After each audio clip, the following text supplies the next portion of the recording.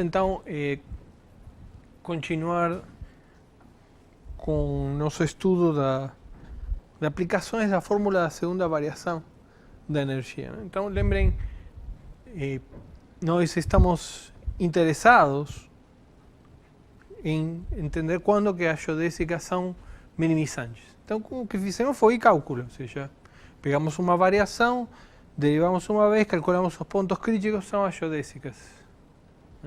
E provamos que os mínimos são as geodésicas minimizantes. Então, para a variação, claro. Então, calculamos a fórmula da segunda variação e vimos que isto está relacionado com o índice, né? Mais uns termos de bordo, né?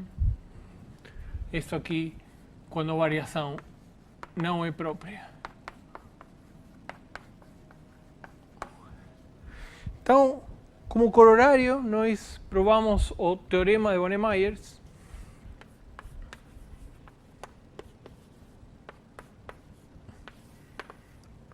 que diz que, bom, hoje vamos botar M completa,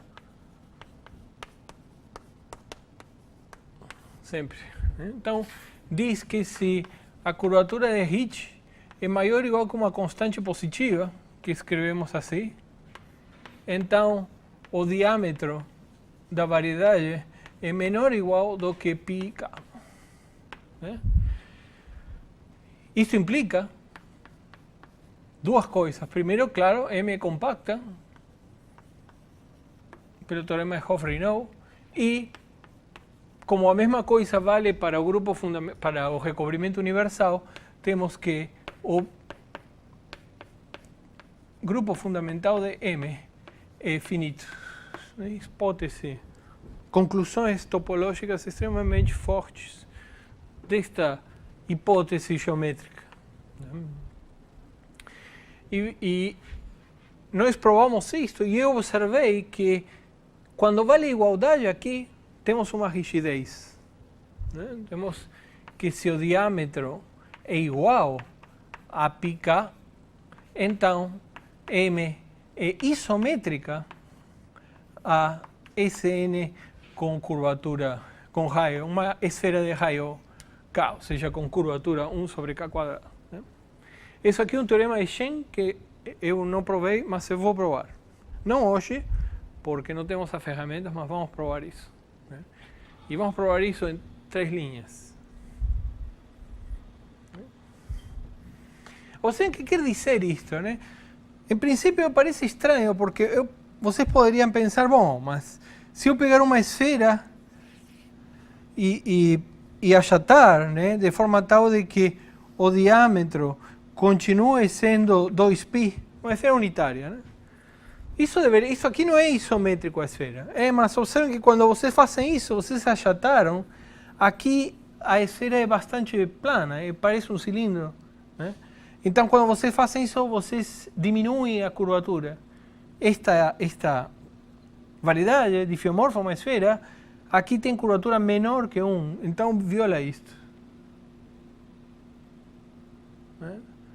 Mas isso, então é como que a curvatura mais o diâmetro inflam e fica uma esfera.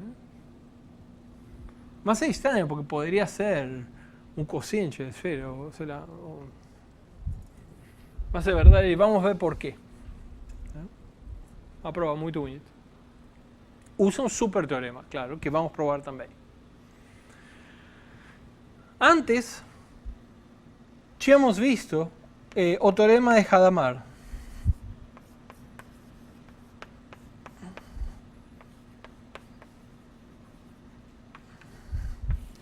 Né? Que diz que se a variedade tem curvatura seccional menor ou igual a 0, ou não tem pontos conjugados, que é mais geral, então o recobrimento universal é Rn.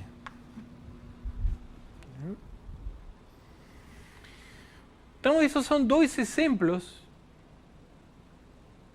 muito importantes os dois, de como a geometria influenciam na topologia.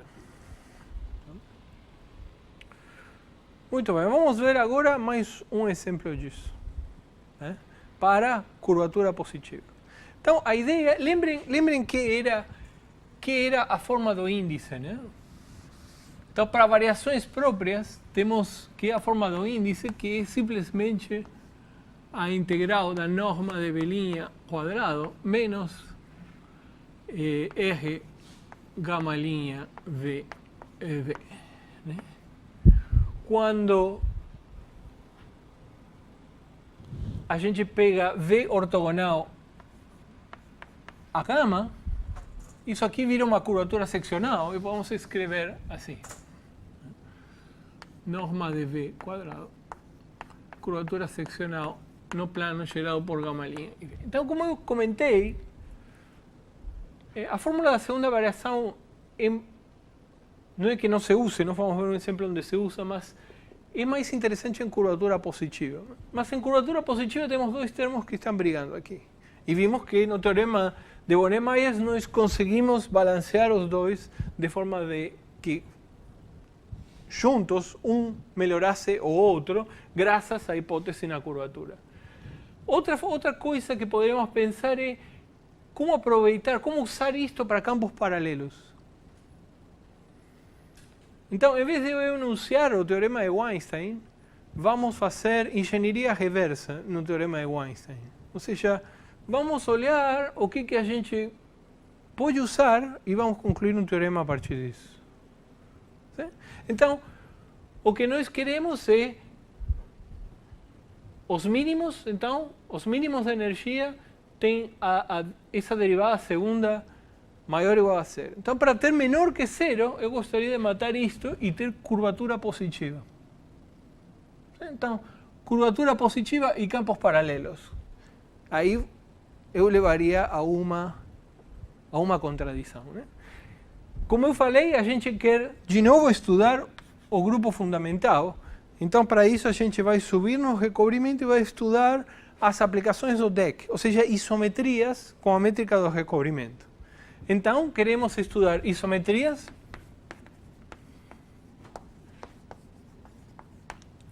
em variedades com curvatura maior que zero e usando campos paralelos. Então, e chegar a uma contradição. O que eu quero, como eu falei na aula passada, é provar que as isometrias têm pontos fixos, para provar que o grupo fundamental é trivial. Ou de alguma maneira trivial. Então, eu quero provar que as isometrias têm pontos fixos. Ou seja, eu quero mostrar que existe um ponto que satisfaz isto. Então, a gente costuma supor que não. Então, pegar um ponto P, um ponto F de P, e pegar uma distância mínima D, e supor que D, chamar de G de P, igual a distância de P a F de P, e supor que isto é mínimo, ou seja, que isto é menor ou igual que G de Q para todo Q. Agora, como eu posso assegurar que tem um mínimo? Bom, uma maneira de assegurar que tem um mínimo é pegando variedades compactas, né? Se F estiver agindo numa variedade compacta, isso aqui vai ter necessariamente um mínimo. Então, pegamos um mínimo, pegamos uma geodésica minimizante e queremos usar campos paralelos para encontrar uma contradição. Então, vamos precisar fazer uma variação desta geodésica por um campo paralelo. Aqui temos gama. Então, V é um campo paralelo ao longo de gama.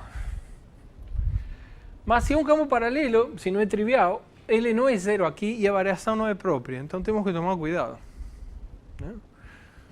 Então, por aqui vai passar uma geodésica, vamos pegar aqui a geodésica gama V, onde V é V de zero. Né? Então aqui está V. E aqui está V', que é V de D. Né? Ou V, chamamos isto de D. Né? Vamos supor que é positivo. Né? Bom, mas aqui vai ter a geodésica correspondente. Aqui está V'. E aqui vamos ter o gama V'. E o que essas duas geodésicas têm em comum? Aparentemente nada. Né? Mas teriam em comum se esta fosse a imagem desta por F. Sim? Ou seja, o que acontece se gama V' é F de gama?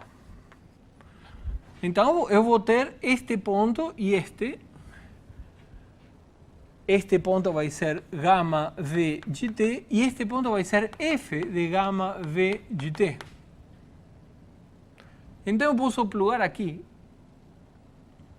Na variação formada por este campo, vamos ter as curvas que unem pontos gama V de t com F de gama V de t. Então, se estas curvas fossem de comprimento menor que esta, acabou. Contradição. ¿Sí? Mas então, o que precisamos? Precisamos uma geodésica que vai parar por F a imagem de um campo paralelo. Mas, bom, isto é... Quem é V', né? Se isto acontece, se vocês derivam esta expressão, né? Quem é a derivada disto em tempo zero é isto, né? Aqui está P, né? V.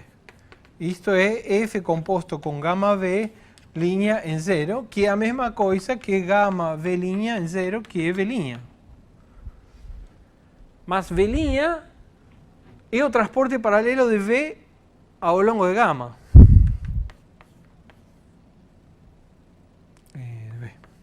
Entre 0 e L. ¿Sí? Passem para o outro lado. Então, o que temos? Temos o transporte paralelo, a inversa do transporte paralelo, composto com a diferencial, V igual a V. ¿Sí? Mas o que é isto? Isto, F é uma isometria. Então, isto que está aqui é uma isometria de TPM em TPM.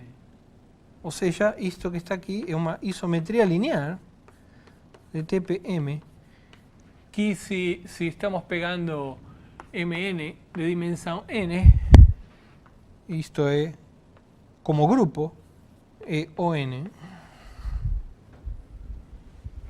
Então, o que diz é que este elemento daqui tem que ter um ponto fixo.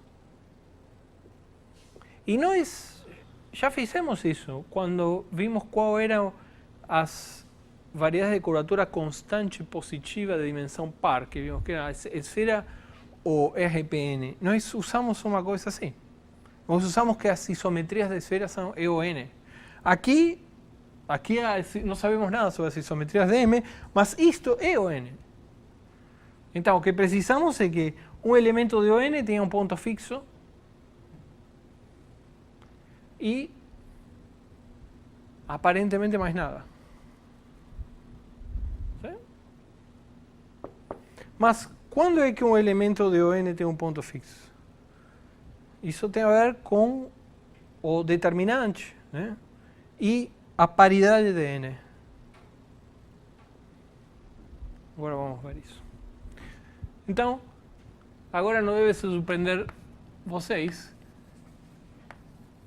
Eu escrevi o teorema de Weinstein.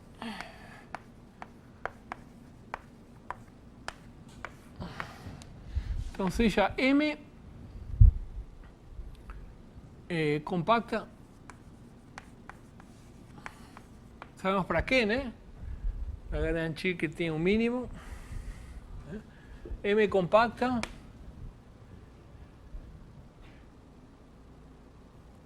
de curvatura positiva E agora, para eu saber o sinal disto, eu preciso saber se ela preserva ou reverte a orientação. Estas sempre preservam a orientação, por continuidade. E isto não sabemos. Então, se eu não penso nada sobre orientabilidade, eu não sei o sinal disto. Não tenho controle sobre o sinal disto. Então, vamos pedir orientabilidade para saber o sinal disso. Compacta, orientada e de curvatura maior que 0.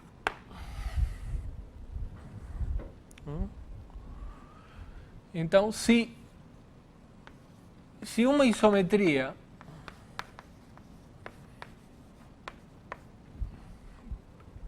preserva a orientação,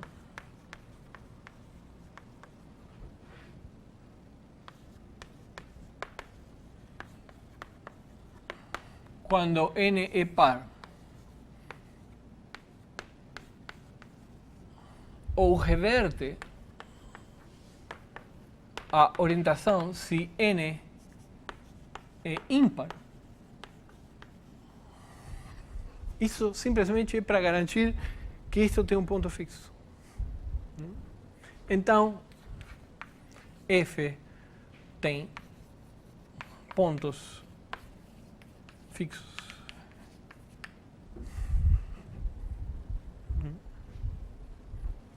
E a demonstração, bom, a demonstração vocês deviam poder recuperar do que eu escrevi, né? Mas vamos fazer. Demonstração. Então, peguem o mínimo dessa função, suponham que é positivo, né? Então, peguem g igual a distância de um ponto a f do ponto, né? G de Q, distância de Q a f de Q, e seja P em M um mínimo de G. Claro? Então, G de P é maior ou igual que G de Q para todo Q, e se G de P é 0 já está, né? Dizer que G é 0 é dizer, em um ponto P, dizer que tem um ponto fixo, que F tem um ponto fixo. Então vamos supor que é positivo, né?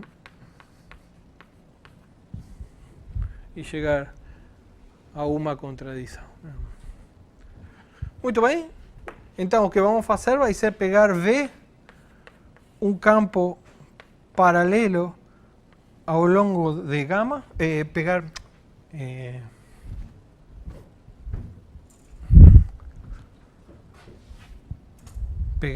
gama, uma geodésica minimizante,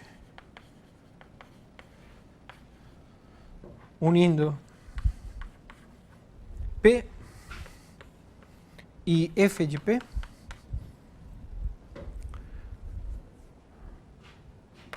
Sim? Então, temos P aqui,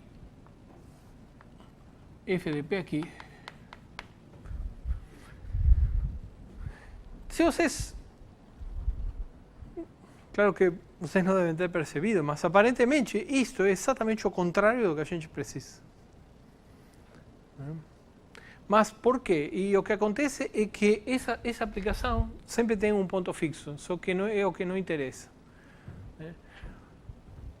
Observem o seguinte agora, que observação, se isso acontece só com isto, né, F preserva a geodésica gama. Ou seja, F da imagem, isso quer dizer F da imagem de gama, não a composição como função. Isso não é uma função, isso é um conjunto. F de gama de R, né? Vale isso. Isso é um fato absolutamente geral. E é pelo seguinte, não precisa curvatura positiva, não precisa nada, né? Só precisa de P ser um mínimo dessa função G. E por quê? Bom, suponha que não. Bom, como P vai para F de P, gama vai ir parar numa geodésica que vem por aqui. Sim? Isto é F de gama em particular, isso que está aqui é f quadrado de p. ¿Sí? Bom, agora peguem aqui um epsilon e peguem aqui o mesmo epsilon. ¿Sí? Então, qual é a distância de gamma de epsilon para f de gamma de epsilon? Este aqui é gamma de epsilon e este aqui é f de gamma de epsilon. Obviamente não temos a mínima ideia de qual é essa distância, mas sim sabemos que isto é menor ou igual que o comprimento de esta curva mais o comprimento desta. ¿Sí? Só que o comprimento de esta é igual ao comprimento desta, porque f é uma isometria. Ou seja, o comprimento de esta mais esta é o comprimento desta que é o comprimento de gama. Então, a distância entre esses dois pontos é menor ou igual que o comprimento de gama. Mas gama é minimizante. Isto é a distância de P a f de P, que é o mínimo de G. Em particular, é menor ou igual que a distância entre gamma de epsilon e f de gamma de epsilon. ¿Sí?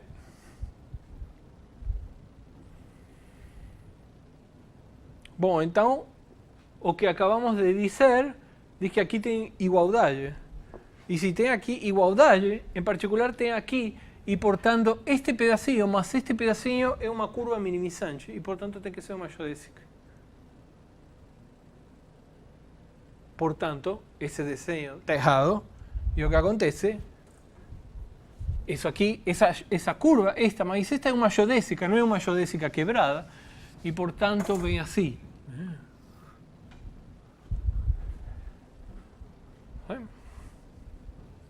Certo?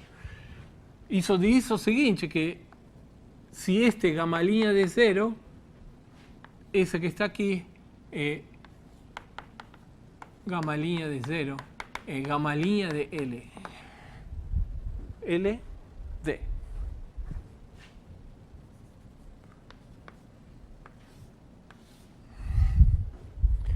E claro, como o campo gama linha é um campo paralelo, esto es o transporte paralelo ao longo de gama linha de zero. ¿Está vendo? Esta aplicação tem sempre um ponto fixo. Esta aplicação sempre tem um ponto fixo, que é a própria derivada da geodésica. Observem que unicamente usamos que P era um mínimo desta função G.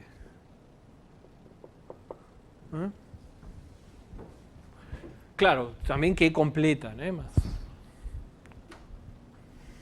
Sim? Muito bem. Esse é um fato interessante que vamos usar mais na frente. Ok, então agora sim, pegamos a P gama inversa composto com a diferencial de F em P. Mas vamos restringir isto ao ortogonal de gama, porque não nos serve gama em si. Então, de gama linha de zero perp, isto vai de gama linha de zero perp em gama linha de zero perp, por causa disto.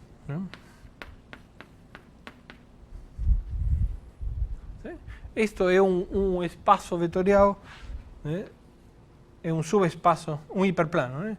Subespaço de dimensão n-1. Em outras palavras, A, na verdade, está em o n-1. ¿Sí? Então, eu afirmo que esta condição aqui, né, que é o mesmo que dizer que o determinante de A, né, o determinante de A é igual a quem? Bom, o que quer dizer que que F preserva a orientação. Quer dizer que, na verdade, esta aplicação está em SON. Ou seja, que tem determinante 1. Se F reverte a orientação, quer dizer que não está em SON, ou seja, que tem determinante menos 1. ¿Sí? Se vocês juntam isso com isto estamos dizendo que o determinante de A é menos 1 elevado a n. Observen que isso que está aqui já preserva a gama-linha de zero. Então, a orientabilidade ou não depende do que aconteça no complemento ortogonal, ou seja, depende do que aconteça em A. Então, isso que está aqui é exatamente o mesmo que diz aqui.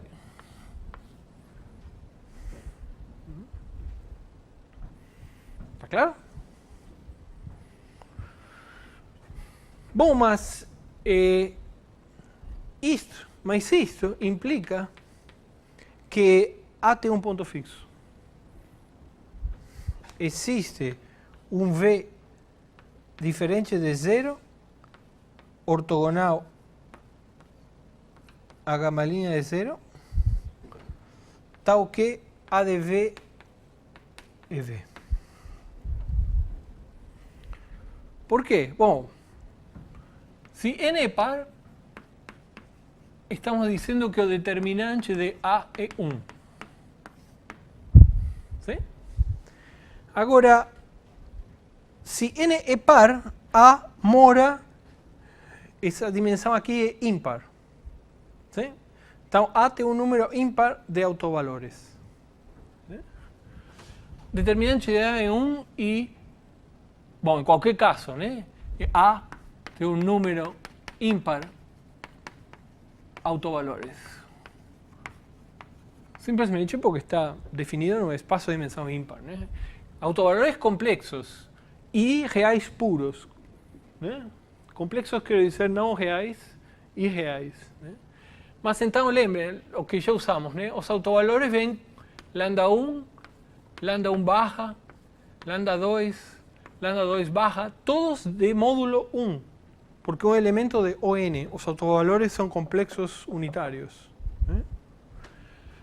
Bom, então tem um número par de autovalores complexos puros, que quando calculam o determinante é o produto destes mais os produtos dos autovalores reais, que são 1 e menos 1.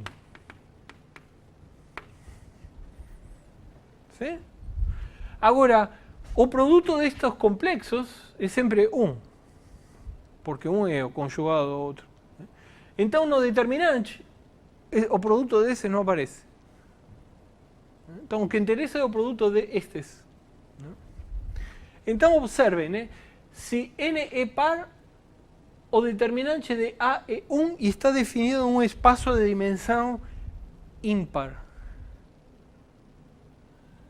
¿Sí? Isso quer dizer que o número de autovalores negativos é par. ¿Sí? O número, por isso, de autovalores igual a menos 1 é par. ¿Sí? Então, está definido um espaço de dimensão ímpar, o número de autovalores não reais é par, o número de autovalores menos 1 é par, então está faltando uma dimensão. Isso implica que o número de autovalores igual a 1 é ímpar. Em particular, não é vazio, tem algum autovalor 1, isso implica A de V igual a V, para algum V diferente de zero, que é o que diz lá embaixo. Bom, e se A é ímpar, a mesma história. Se A é ímpar, então o determinante é menos 1.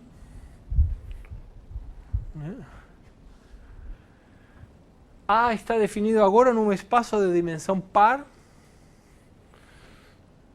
O número de autovalores tem que ser ímpar. Os autovalores negativos tem que ser ímpar.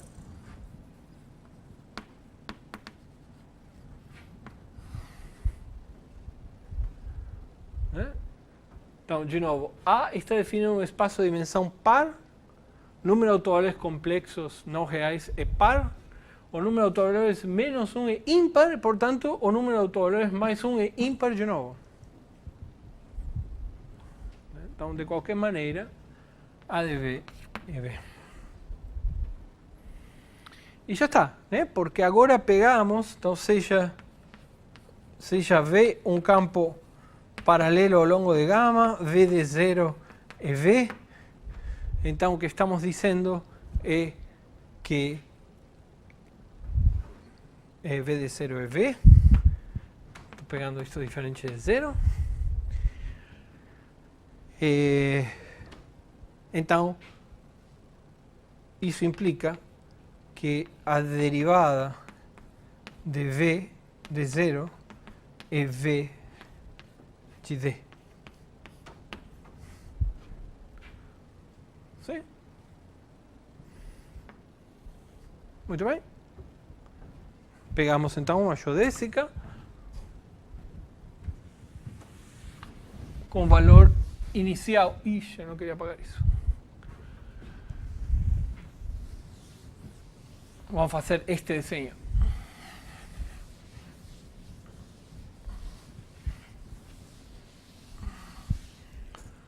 Então pegamos, temos nossa geodésica gama, P, F de P.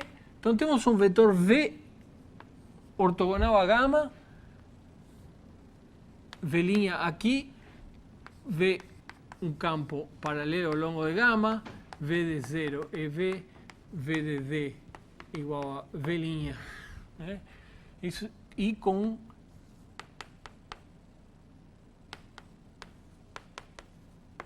isso.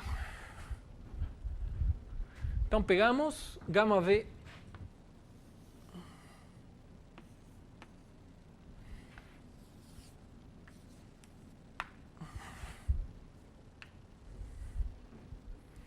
então, como F é uma isometria, leva geodésicas em geodésicas, e se estas são as condições iniciais, isso implica que F composto com gama V é gama V'.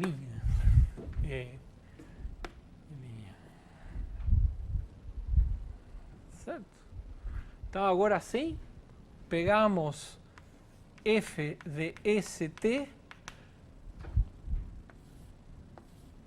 a variação dada por V. Ou seja, exponencial em gama de T de S V de T.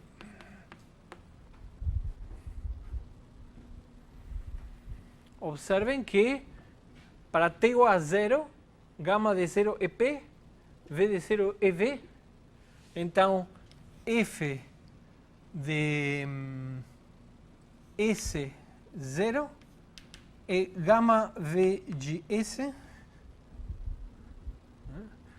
e F de SD, mesma coisa, botando aqui D, isto é V', e aqui é F de P, então isto é gama V' de S, que é F de gama V de S. Então, fixando S, as curvas CS de T, FST, que são as curvas que vêm por aqui, unindo gama V de S com gama V com F de gama V de S.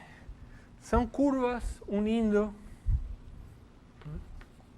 unem gama V de S e F de gama V de S. Agora vou calcular o comprimento dessas curvas e vamos ver que é menor estrito que o comprimento de gama, e isso é uma contradição. Mas nós calculamos energia, não comprimentos, então tem que tomar cuidado, né? Então, o que diz a fórmula da segunda variação?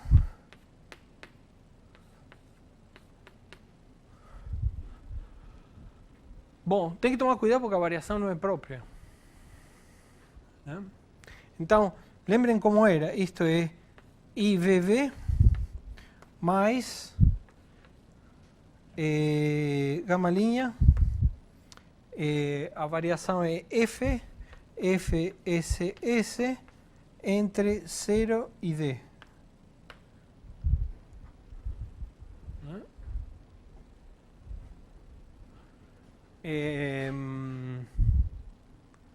Agora, isso que está aqui é a integral da norma de V' quadrado menos a integral menos norma de V.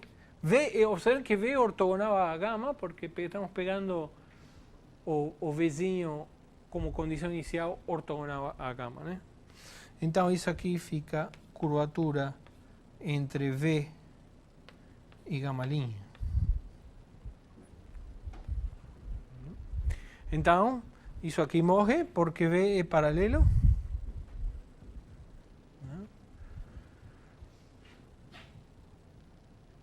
V é um campo não nulo, né? Porque ele faz isto. Então, de fato, claro que podem pegar V unitário se quiserem, né? Este vetor unitário, então isso aqui é 1. Podem pegar norma de V igual a 1, sem qualquer problema. Só para ficar aqui, menos a integral da curvatura seccional de V gama linha. E isso é estritamente positivo, né? Porque a hipótese é curvatura maior que 0. Então, desculpa, isso aqui é estritamente negativo.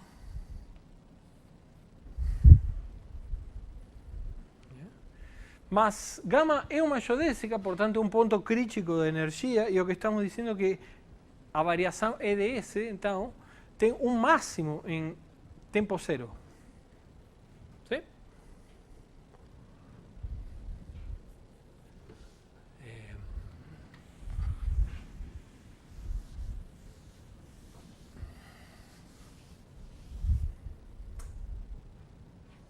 Então, isso implica que S igual a 0 é máximo estrito de E de CS.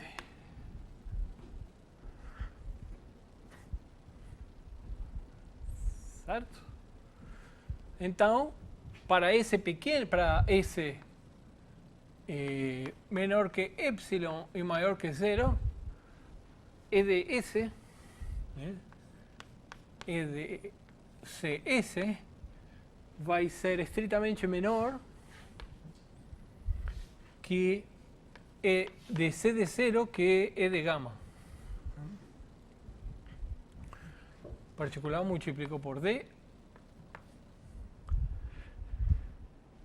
Agora, isso que está aqui é igual ao comprimento de gama ao quadrado, porque gama está parametrizada por comprimento de arco, é uma geodésica, e isso é sempre maior ou igual que o comprimento de CGS ao quadrado.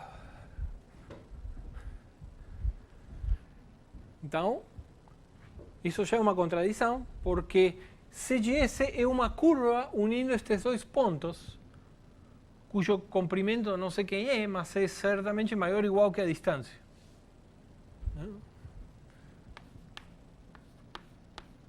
Entre gama VGS e F de gama VGS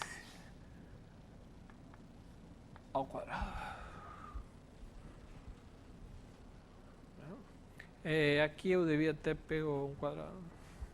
Bom, tanto faz. Então, isto que está aqui é G de P quadrado, isto é G de gama VGS ao quadrado, e, portanto, isso contradiz o fato de que P era um mínimo de G.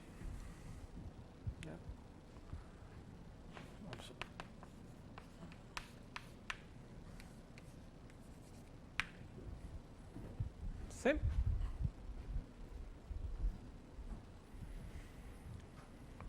Então, corolário. Lembrem que quando nós calculamos as variedades com curvatura positiva constante, completas, de dimensão par, chegamos que era a esfera ou o espaço projetivo. Né? Comparem com isto. Corolário, na verdade é um teorema de Singer.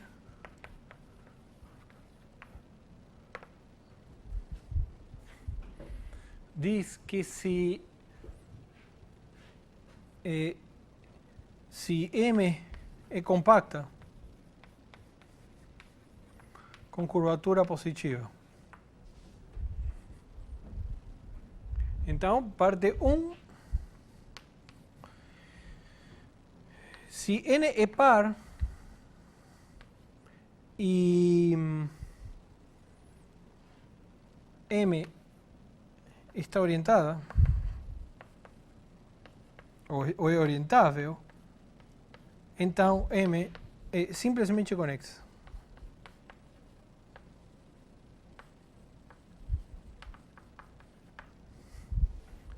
Em outras palavras, dito de outra forma,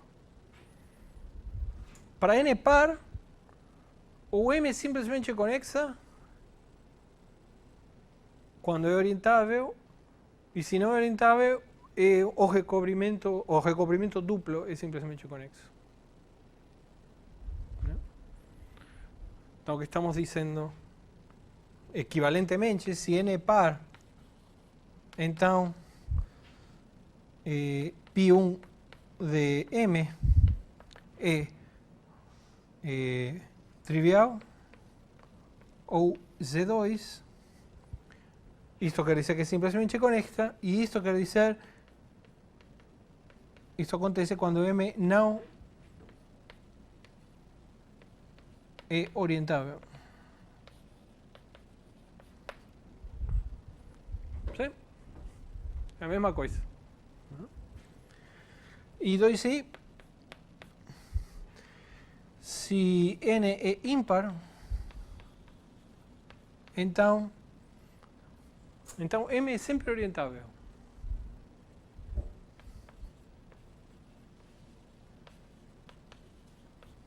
Em particular, por exemplo, os espaços projetivos reais de dimensão ímpar são todos orientáveis. Não precisam fazer nenhuma conta nem nada. O teorema de Singer já diz que são orientáveis. E por quê? Bom, é simples consequência do teorema de Weinstein. Né? Vamos ver por quê. Bom, então, peguem uma variedade de dimensão par e orientável.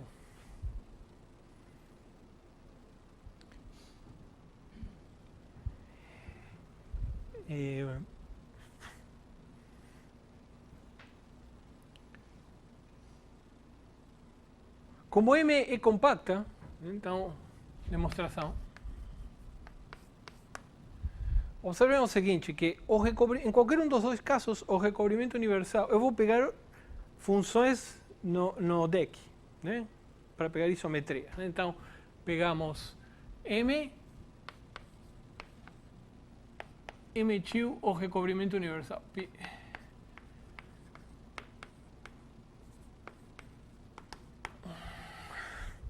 Então, vou querer usar o teorema de Weinstein para F no deck de π, mas eu coloco em M tio a métrica de recobrimento.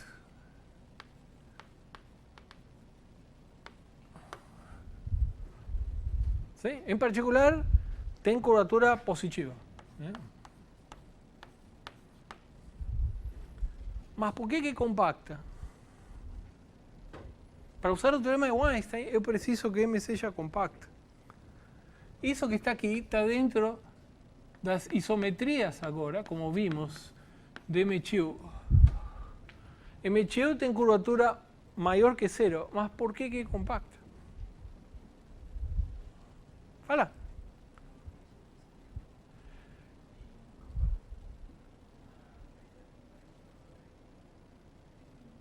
Isso. Observen que, como M é compacta e a curvatura é positiva, ela tem um mínimo positivo. Por que compacta? Isso é uma função contínua sobre M. Ou seja, na verdade, estas duas coisas implicam que a curvatura é maior ou igual que um epsilon maior que zero. E é completa, eu posso aplicar Bonet-Myers. Por Bonet-Myers, M cheio é compacta. Na verdade, então, isso implica M cheio compacta. Cuidado, hein? Então, agora sim, M cheio é compacta. Mas, se é orientável, né, as aplicações do DEC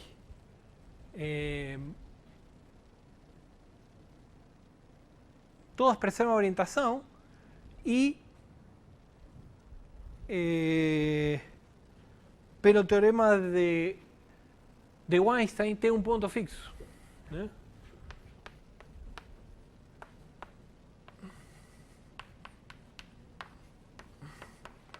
Mas os elementos do DEC atuam sem pontos fixos, a não ser que seja a identidade.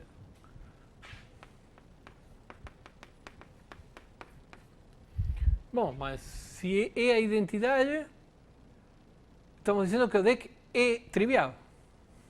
Ou seja, M, ou P1 é trivial e M é simplesmente conexo.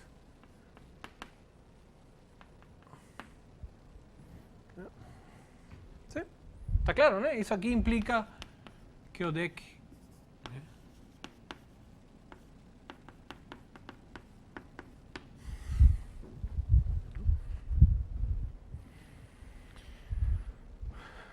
bom, essa para a parte I, né? E para a parte 2i, vamos supor que não. Né? Se não é orientável, pegamos o recobrimento duplo orientável. Então, para a parte 2i, pegamos M chapéu, o recobrimento duplo orientável.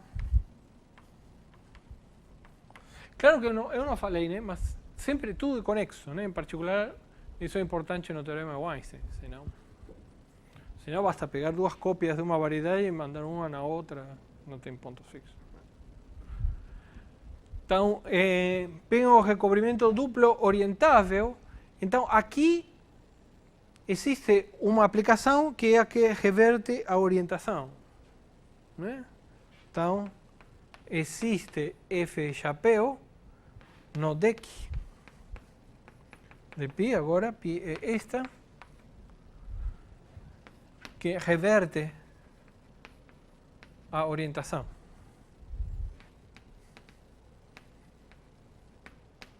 De M chapéu. Né? Lembrem que como é construída M chapéu? M chapéu para um ponto P tem duas folhas. Né?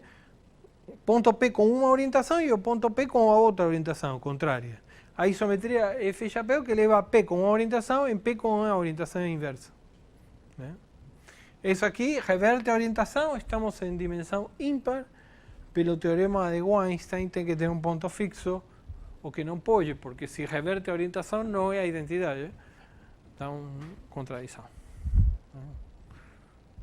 Contradiz, então.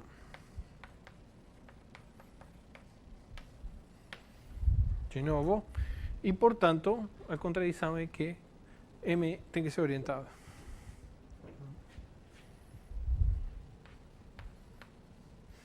Todas as hipóteses aqui são necessárias. E os espaços projetivos reais mostram que são. Né? Então, observação e as hipóteses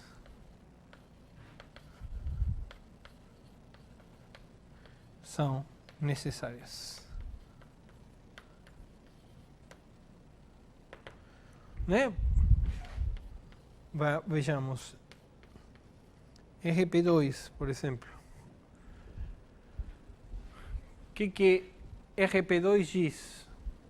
Bom, RP2 não é simplesmente conexa, nem é orientável. Então, não cai nem em 1, nem em 2, mas a dimensão é par. Mas, claro, não é orientável. Então, isto aqui é necessário. Sim? É necessário. E RP3, como eu falei, né? RP3 é orientável, mas não é simplesmente conexa. Tá certo, não tem dimensão par também. Então, isto é necessário. E,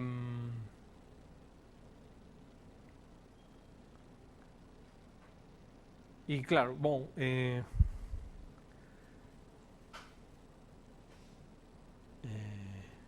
sim, RP2 mostra que aqui RP2 não é orientável, então a dimensão ímpar é necessária. Então, essas três hipóteses são necessárias. Certo?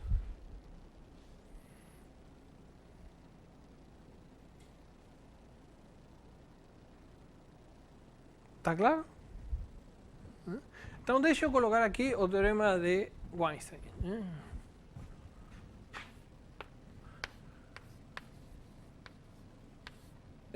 De fato, vou colocar aqui o de Zinch.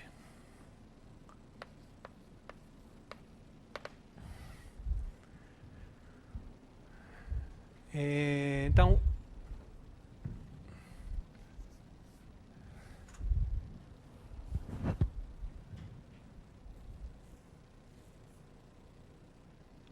bom, não vou repetir, está aí, né? Então, temos o teorema de Zinch e temos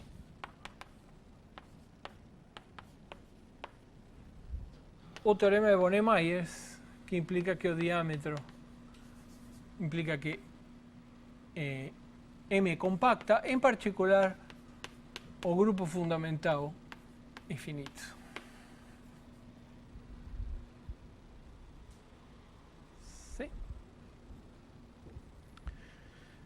Bom, nenhum dos dois vale, nenhum desses resultados vale botando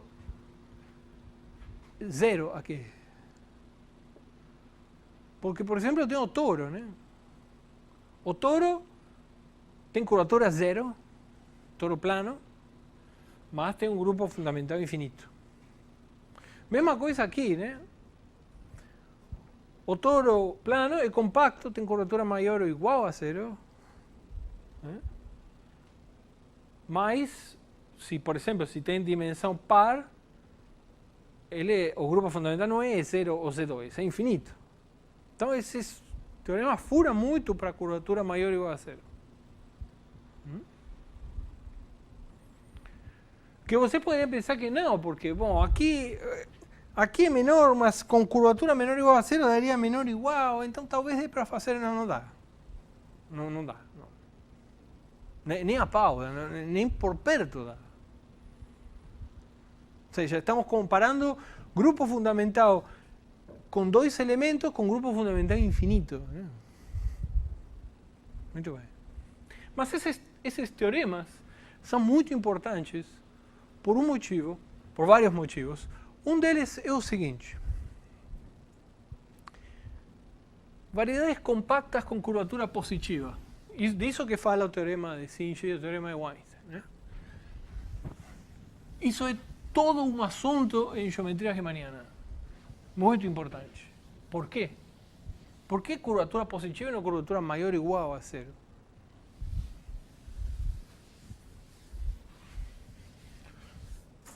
Então, variedades riemannianas compactas com curvatura maior que 0. Então, vamos começar com curvatura maior ou igual a 0. ¿Sí? Conseguem pensar em exemplos? Construir exemplos disso. Bom, por exemplo, esfera, sim, espaço projetivo complexo. Mas vocês calcularam num exercício grupos de Lie compactos. Vocês viram que os grupos de Lie compactos têm uma métrica bem invariante e a curvatura está dada pela norma do colchete de Lie ao quadrado. Então tem curvatura maior ou igual a zero. Sim? Então, mas se vocês pegam duas superfícies com duas variedades riemannianas com curvatura maior ou igual a zero, o produto delas também tem curvatura maior ou igual a zero. Então, produtos.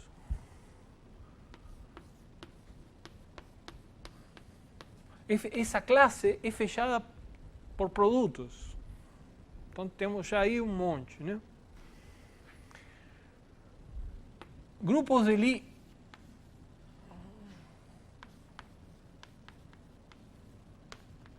compacto.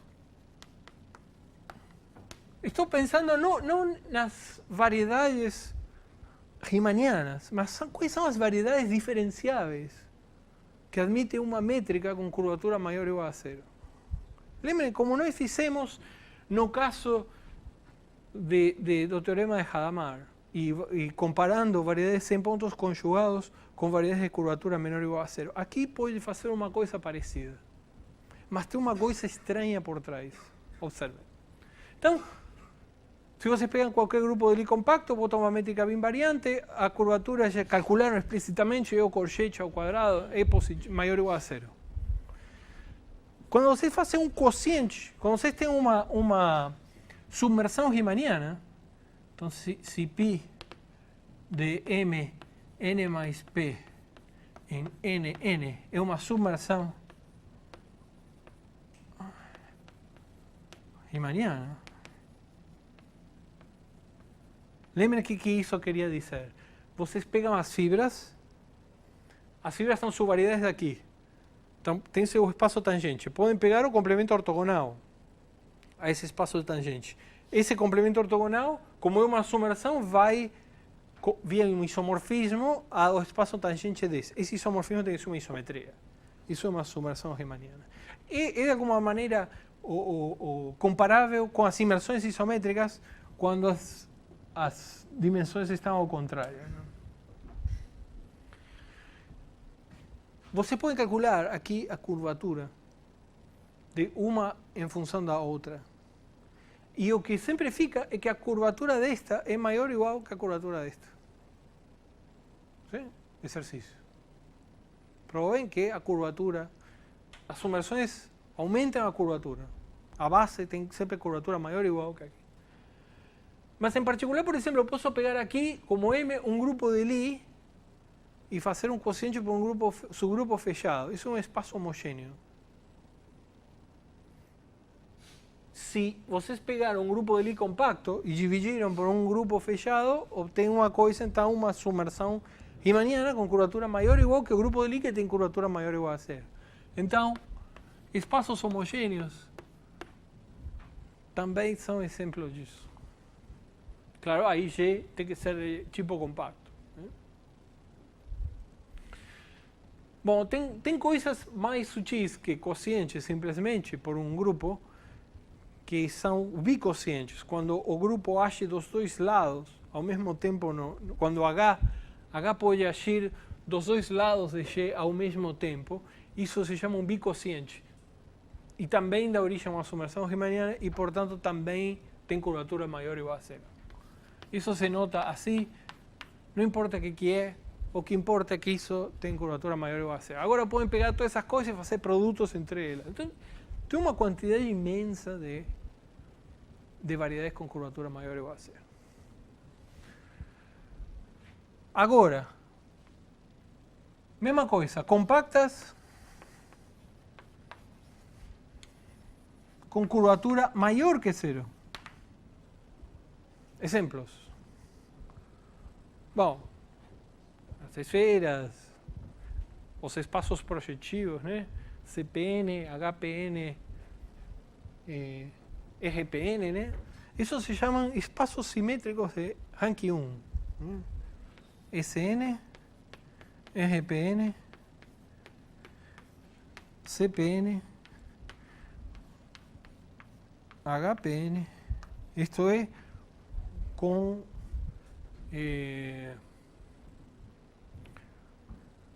os quaternios em vez de com os complexos. É a mesma história. E pode fazer o mesmo com os octônions também. Né? Que é uma bosta. Os octônions são uma bosta. Né? Mas isso só funciona para a dimensão 2. Né? Senão ele tem curvatura zero. Aparece em curvatura zero. Esos que están aquí, esa lista que está aquí, es la lista dos espacios simétricos de Hanke 1. Compactos. Compact rank 1 symmetric spaces. ¿No? Por eso se denota como cross. Esses aqui são bichos estranhos, se bem que, do ponto de vista nosso, não poderiam ser mais simples, né? Mas são contra-exemplos de um monte de coisa. Esqueçam disso. Não vale. Vocês não podem apontar eles como um exemplo. Né? Como uma vez um colega meu me disse, eles são God-given, dados por Deus. Então, que outro exemplo?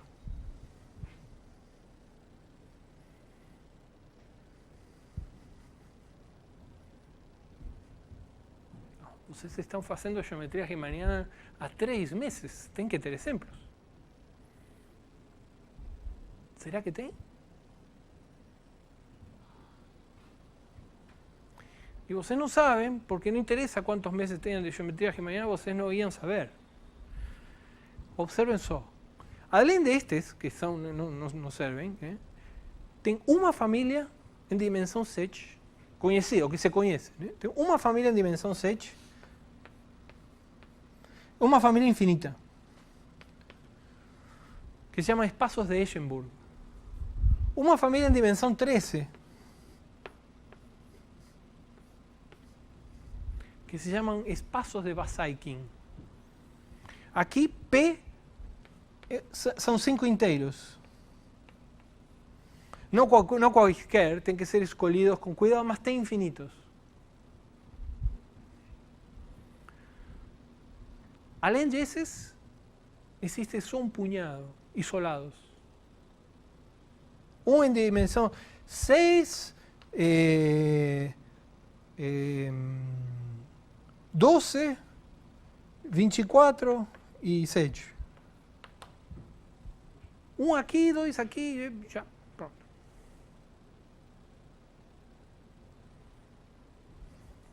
Então, muito pouco aqui, muito aqui. E daí? Daí que não se sabe por quê. Aí você pode dizer, não, como que não se sabe por quê? Olhem para aqui. Nós sabemos que tem uma restrição. Sabemos que para a curvatura positiva não temos Bonet-Myers, nem temos Singer. E para a curvatura maior ou igual a zero não temos, e para a curvatura positiva temos. Sim, mas eles dizem coisas sobre o grupo fundamental só. O que acontece se vocês acrescentam simplesmente conexos?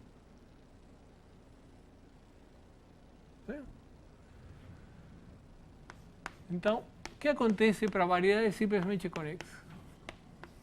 Bom, para variedades simplesmente conexas, obviamente, o teorema de Bonet-Myers e o teorema de Singer não dizem nada. Mas estas coisas valem, continuam valendo. ¿Sí? Bom, não se conhece nenhuma propriedade que distinga esta classe desta. É como a classe das variedades sem pontos que admitem métricas sem pontos conjugados e a classe das variedades que admitem métrica de curvatura menor ou igual a zero. Não se conhece nenhuma coisa que distinga. Aqui também não. se você se restringe a simplesmente Connex. Se não, sim, porque temos Bonet-Myers e Singe. Então, Bonet-Myers e Singe são as restrições mais importantes conhecidas que distinguem esta classe deste quando vocês não pedem simplesmente conexão. Mas quando pedem simplesmente conexão, não se sabe. Por que tem tantos aqui e tem tão poucos conhecidos aqui? Devia ter um teorema que diz, bom, no caso de curvatura positiva, não pode acontecer nem isto, nem isto, nem isto, nem isto que acontece aqui. Ninguém sabe. Ninguém achou esse teorema. Mas tem que ter. Certamente tem. Senão a gente teria descoberto mais exemplos. E não esta aberração, né? Observem que todos esses que estão aqui são em dimensão menor ou igual que 24. Para dimensão maior ou igual que 25, só tem este. Em particular, este, tem toda dimensão ímpar.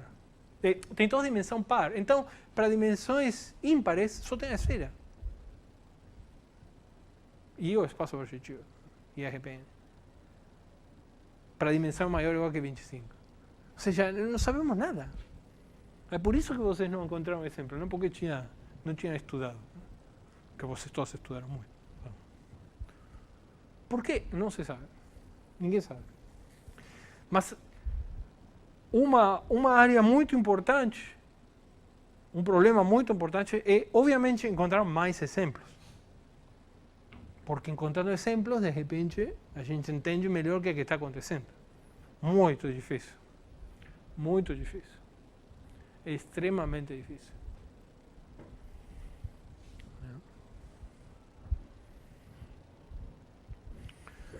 Muito bem. Então está aí um problema legado de tese de doutorado, tá vendo? Oi.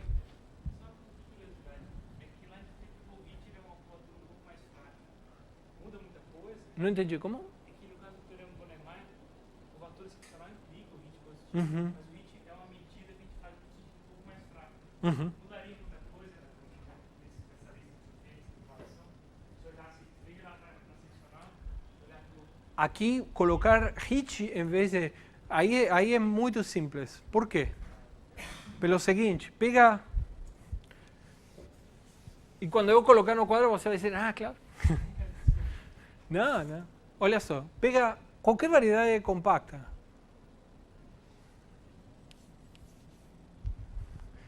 E agora faz produto com S2.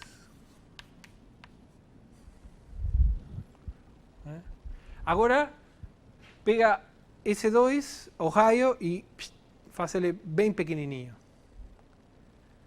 Aqui você ainda vai ter curvaturas seccionais de M, mas a curvatura de HIT está indo embora, porque é uma média, justamente. Então você com esta...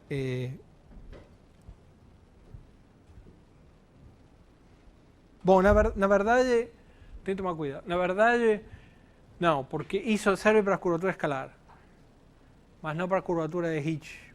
Para a curvatura de HIT eu preciso controlar em todas as direções, e se vocês pegam uma direção aqui, a curvatura com coisas aqui vai continuar sendo a curvatura daqui, a curvatura de HIT, porque a curvatura em planos cruzados é zero sempre, né? Então não serve. Mas vocês podem fazer uma adaptação disso e pegar um produto warped, um produto torto, e aí obter curvatura de HIT que vocês quiserem. Então a curvatura de HIT não serve para esse problema. Muito bem.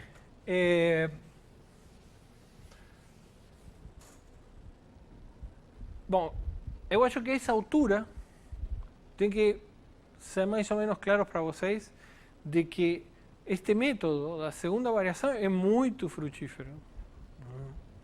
Dá resultados muito fortes e de uma maneira relativamente barata, né? Sem fazer conta. Ou seja, que nós não fizemos uma conta longa, né? É bem conceitual. Bom, então, se o método da segunda variação é tão frutífero, é bom levar ele até as últimas consequências. Certo? E vai ser isso que vamos fazer. Vamos continuar espremendo para tirar mais resultados do mesmo tipo de ferramenta.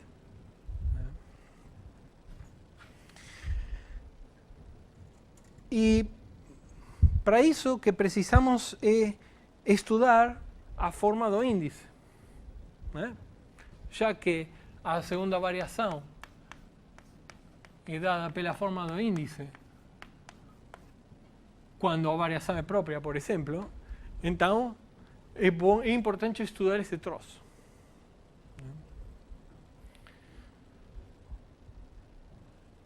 Em particular, nas coisas que temos utilizado, sempre a gente pegou, bom, até agora sempre pegamos mínimos de energia e vimos que não era mínimo nenhum, graças à fórmula da segunda variação. Então, o que quer dizer que é mínimo? Bom, quer dizer que o ponto crítico tem que satisfazer isto, né? Para todo V. Ou seja, o que estamos pedindo é que uma forma bilinear não tenha índice. Lembrem, o índice de uma forma bilinear é a dimensão máxima de um subespaço onde você restringe a forma e fica negativa definida. Então, dizer isso é dizer que o índice é zero. Então, vamos estudar o índice desse troço. Muito bem. Para isso, nós precisamos entender quais são os mínimos disso.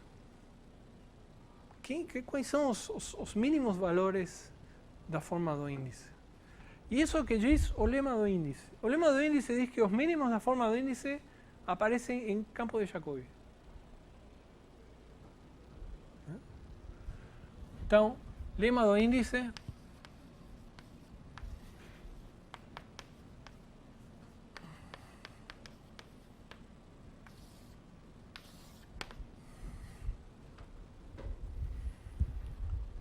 então, o lema do índice diz exatamente o que eu acabo de dizer. Vamos escrever, então. Então, seja gama uma geodésica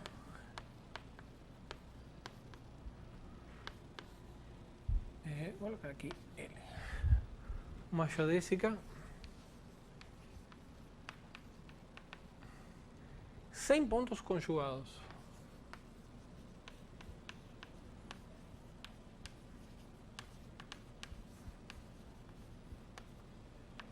Esta é a hipótese do lema do índice.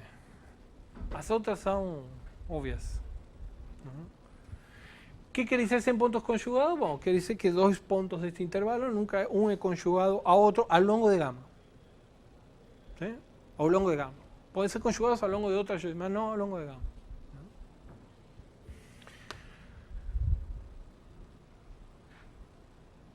Então, seja V um campo ao longo de gama que se anula em zero.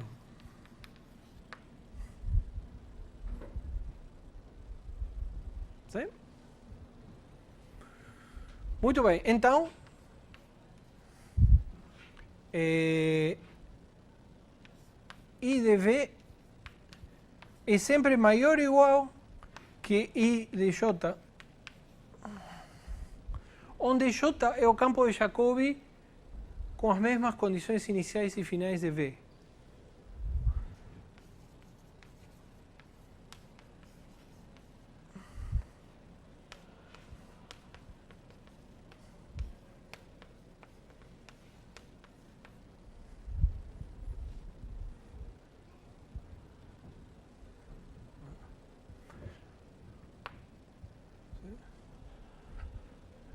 Mas, além disso, os campos de Jacobi são os únicos minimizantes. Isto é, se vale a igualdade, V é igual a J.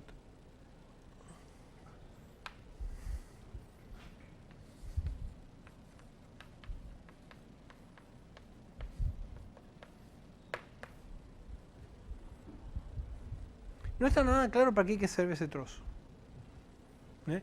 Um pouco eu motivei, mas não está realmente claro. Nós vamos ver aplicações disso. Esse lema é extremamente importante.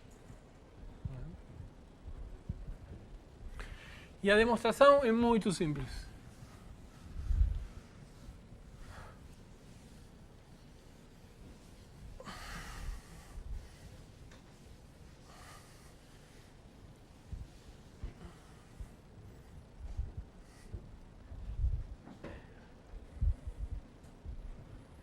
Então, a demonstração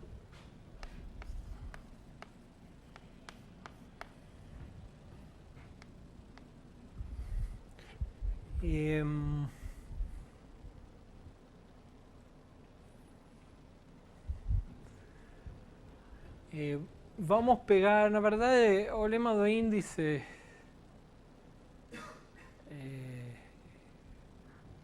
pegar aqui V ortogonal a gama.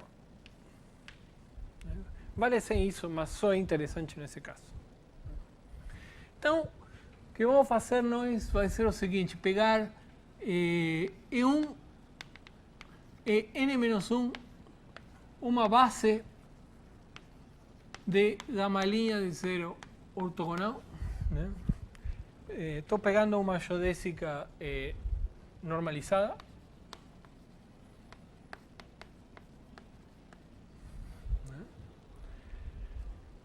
Só para que isso não seja trivial. Então, peguemos uma base de E1, N-1 e peguemos J1, Jn-1, uma campo de Jacobi, tal que Ji de 0 é 0 e Ji linha de 0 é I.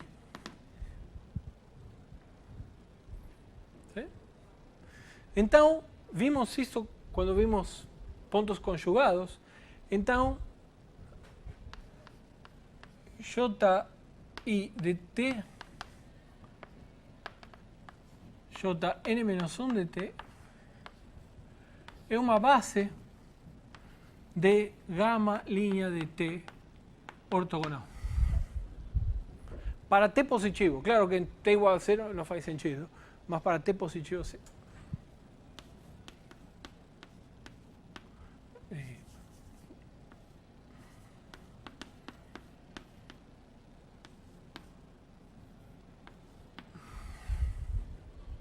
¿Sí? Bom, em particular, eu posso pegar V de t e escrever como uma soma de certas funções Fi e Ji. Pelo menos, fora de 0, estas funções estão unicamente determinadas porque isto é uma base. ¿Sí?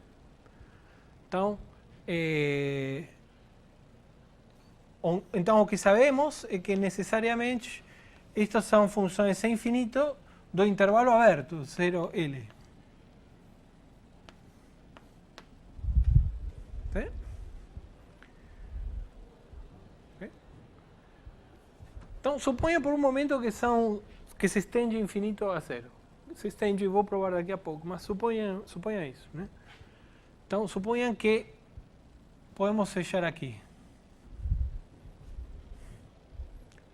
Eu vou mostrar que já está. Uma continha simples agora dá o lema do índice. Porque quem é isto, né?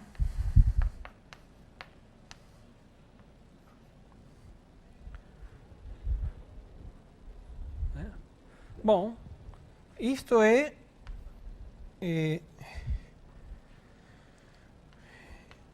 Fi linha Ji mais Fi Ji linha.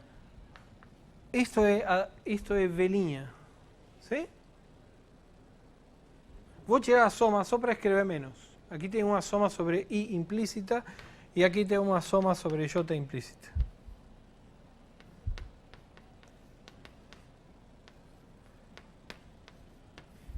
¿Sí? Então tem uma somatória dupla sobre I e J aí.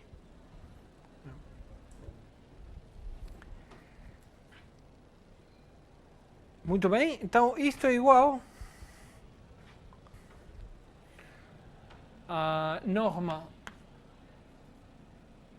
de soma de fi' ji quadrado mais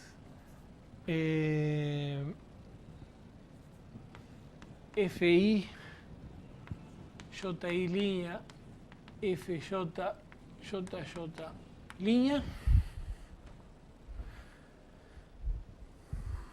mais a curvatura, né? Fi R gamma linha JI FJ JJ. É isso.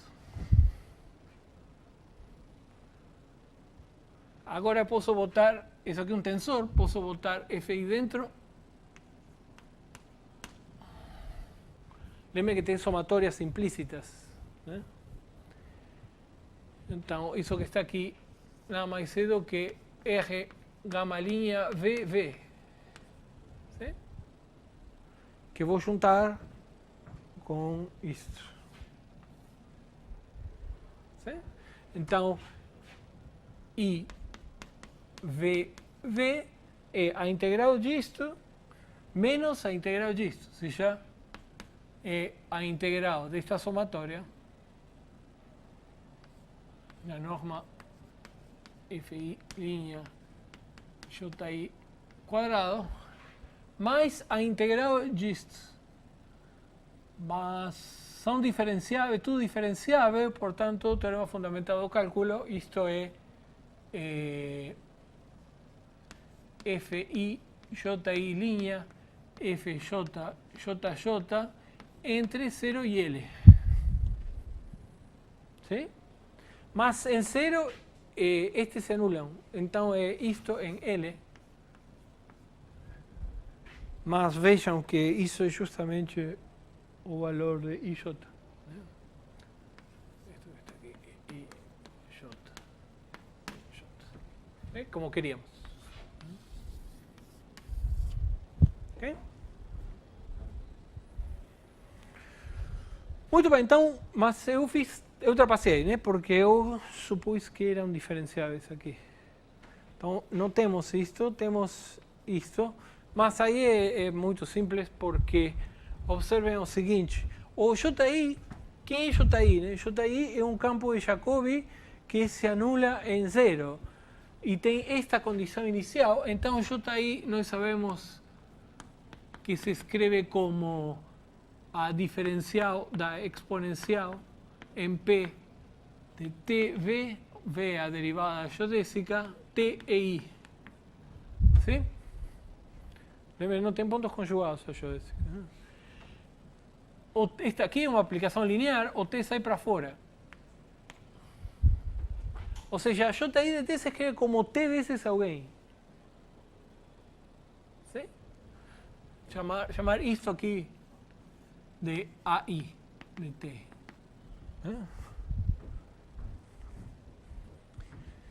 Então, JI de T se escreve como T AI de T. E vejam quem é V, né? V, então... bom, então... Eu sei que esses são uma base para T positivo. Então, estes são uma base para T positivo. Mas estes são uma base também para T igual a 0, porque a derivada, observem que a derivada em 0 é aí em 0. Né? E isto é I, que são uma base. Né? Então as AI são diferenciáveis, né? Estes campos são diferenciáveis e são uma base para todo T entre 0 e L incluídos. Né? Então eu posso escrever, certamente eu posso escrever V como a soma de uma certa função GI AI. Isso eu posso porque este é uma base em cada ponto e agora GI são diferenciáveis. GI sim são diferenciáveis em todo o intervalo. ¿Sí? Bom, mas é claro que, por outro lado, isto é a soma de FI, JI e JI é T, T aí de T. Né? Vamos colocar os T.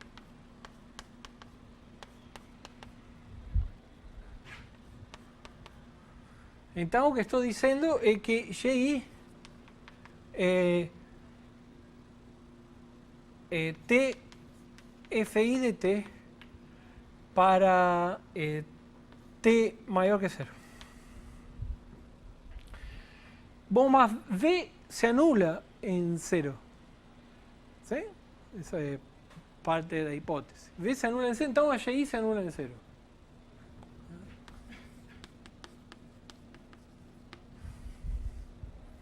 Mas uma função diferenciável que se anula em 0 é T vezes uma função diferenciável. Isso é sempre. Né? Então, se vocês têm G, uma função sem infinito no intervalo 0L, com G de 0 igual a 0, então G de T é igual a TH de T para T para H uma função sem infinito. Para isto basta pegar, como era? Basta definir H de T como uma integral entre 0 e 1 de G de T S de S. Isso. Para isso é só derivar em relação a T e ver que satisfaz o que vocês querem. Então, G se escreve assim, né? G se escreve assim, mas por outro lado, G também se escreve assim para H uma função sem infinito. Agora do fechado. Bom, comparem, né? Então, claro que H tem que coincidir com F no aberto, né? Então, FI tem que ser igual a HI, a correspondente HI em 0L, e portanto a extensão de FI que eu estava falando aí é HI. Então, se bem estas FI só estão bem definidas aqui, existe uma extensão delas também ao fechado. Certo? Isso acaba a prova do lema do índice.